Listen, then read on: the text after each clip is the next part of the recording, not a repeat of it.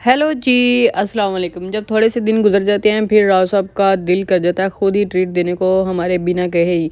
और आज bye God मेरा दिल करा था कि कोई बर्गर खा लिया जाए। वैसे मैं बर्गर ज़्यादा शौक से नहीं खाती हूँ और राव साहब आए, उन्होंने अचानक से ही कहा आपने कुछ खाना है कुछ ऐसा वैसा, तो उन्होंने मुझे 2-3 ऑप्शंस दिए।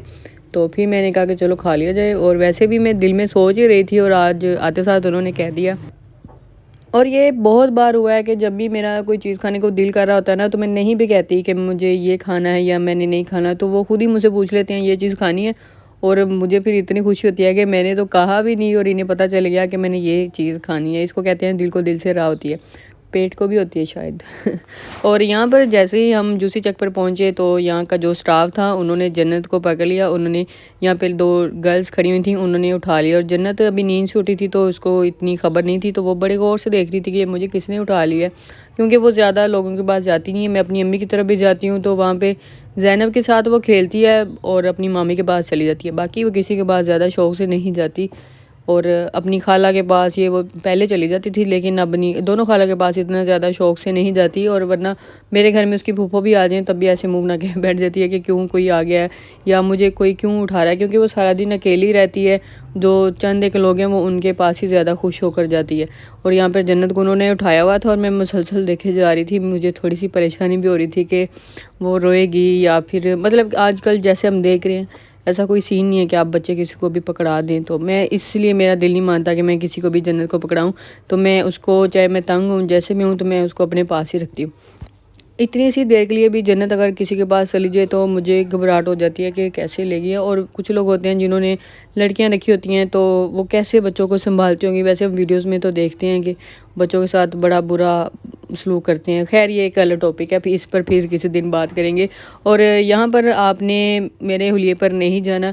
और इत्तेफाकन जब भी हम जूसी चक पर आए हैं ना, कभी घर से तैयार होकर नहीं आते, घर से तैयार होकर आते हैं हम कहीं और जाने के लिए और इस तरफ वो मुड़ के आ जाते हैं। और पहले भी हम यहाँ पर आए थे तब हमारे घर में लाइट नहीं थी और हम यहाँ पर आ गए थे, लाइट नहीं थी। हमने कहा चलो जितनी देर घंटा 2 लाइट जानी है तो यहाँ पर बैठ के हम उतना अपना खाना शाना खा लेंगे और फिर लाइट आ जाएगी। और आज भी कुछ ऐसा ही सीन हुआ था, मतलब कि जहाँ हम कहीं और रहे थे तो फिर राव साहब ने अचानक से गाड़ी इधर की तरफ टर्न कर ली। मैंने कहा चलो ठीक है।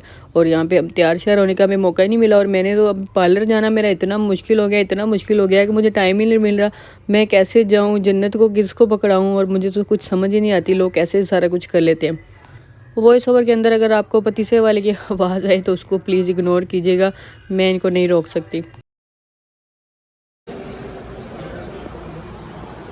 चेक करें खा के कैसी, खाता रहता है। हम ही नहीं खाते कभी। हाँ, इसको तिल नहीं लगे और तिल भी लगे थे। हाँ जी, इसके ऊपर उसकी खुशबू आ रही है, वो बारबेक्यू सॉस लगी हुई है। ये आ गया जी हमारा ऑर्डर। मैंने मंगवाया था पेरी पेरी बर्गर और साथ में मंगवाए थे विंग्स राव साहब के लिए। इसके ऊपर सॉस लगी हुई है, महक आ रही है इतनी ज़्यादा। और ये आ गया हमारा बर्गर।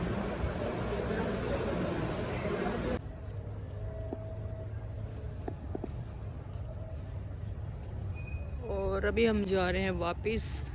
टेस्ट इनका बहुत औसम है, बहुत ही मज़े का बर्गर था। और वैसे मुझे बेसिकली बर्गर्स इतने पसंद नहीं है, मैं खाती भी नहीं हूँ, लेकिन इनका बर्गर बहुत ही आला था। चलें जी जाकर सोते हैं, अब मिलते हैं फिर नेक्स्ट वीडियो में। टाटा।